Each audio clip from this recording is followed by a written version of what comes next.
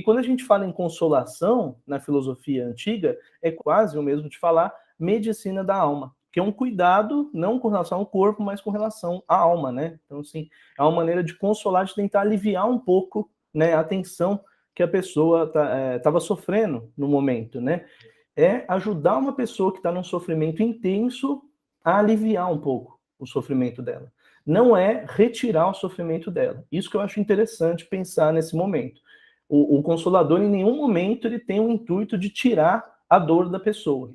Né? A ideia era diminuir, aliviar um pouco esse sofrimento, não deixar a pessoa tão mal com o sofrimento que ela está. Então, ela perdeu uma pessoa querida, um filho, um pai, um tio, deixa ela menos, né, sofrer um pouco menos, né, não sofrer tanto de modo a abalar a vida e ficar paralisada. Né? O intuito aí no Sêneca é fazer uma medicina da alma, para ajudar a pessoa a lidar com essa dor que ela está sofrendo. E como a gente está falando do estoicismo, né, que ele também era estoico, o Sêneca, né, a gente está falando de uma filosofia que entende que o mundo tem uma ordem específica e que a gente tem que racionalmente entender essa ordem para poder melhor, né, nos colocar nesse movimento, né, para não ficar tentando lutar contra essa ordem. Né? O ser humano, o papel dele no mundo é que ele é uma parte do mundo.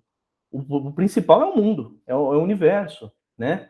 Nós só fazemos parte disso, assim como os animais fazem parte, assim como as plantas, etc, tudo, né? E a gente tem que entender o funcionamento desse cosmos para melhor utilizar, para melhor nos relacionarmos com ele. Então, quando a gente pensa na consolação, com relação a uma perda, com um sofrimento emocional, como eu estava dizendo, não é com o intuito de evitar a dor, porque os estoicos vão entender, não, a dor é normal, a gente sofre, a gente vai sentir dor, né? O que a gente precisa é não sofrer mais do que o natural. Então, para eles, o natural era sofrer só o necessário, de acordo com a situação, e não se abalar muito mais do que isso. E aí tinha essas publicações, como a do Sêneca, que são as cartas, né? A carta para Márcia, a carta para Elvia, e ele escrevia não só para a pessoa, porque tinha um intuito especial para a situação que a pessoa estava passando, que é pessoal, que é singular, mas também com um intuito universal, de que pudesse ajudar outras pessoas que estivessem passando por algo parecido.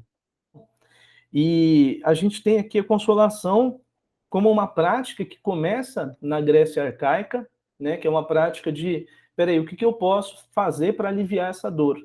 Não só a dor do outro, às vezes a consolação é para a minha própria dor.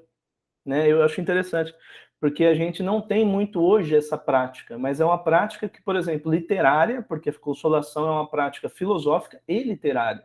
Né? E na literatura a gente pensa, como é que começa a consolação? Começa identificando o que é aquilo que me faz sofrer. Ah, é a perda de alguém, é uma coisa que me aconteceu, qual que é o tema gerador, né? E aí vem com exemplos, né, de pessoas que lidaram com isso, de que maneira que elas lidaram, e depois chega numa conclusão, né, como que foi a diferença, né, a reação de cada um.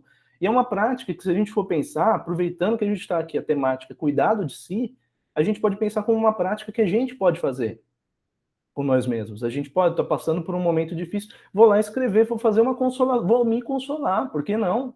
Por que eu sempre dependo de alguém, né, para me ajudar? Eu posso eu mesmo me consolar, né? Então é uma prática bem interessante aí da antiguidade que mistura filosofia e um gênero literário também. Então, a tentativa, o objetivo da consolação é gerar um alento para a pessoa que está sofrendo por meio da palavra, né? E geralmente nos estoicos vai tentar gerar um alento que proponha uma reflexão racional sobre aquilo que eu estou sentindo. O que ele propõe é não sofra tanto, né? Não faça esse sofrimento, que é um sofrimento, se tornar um abismo na sua vida, né? Te colocar dentro de um buraco e você não conseguir sair mais de lá. E parte do entendimento que o universo tem um funcionamento, esse funcionamento tem um sentido, e eu preciso racionalmente entender esse funcionamento para me incluir nele, para me integrar junto dele.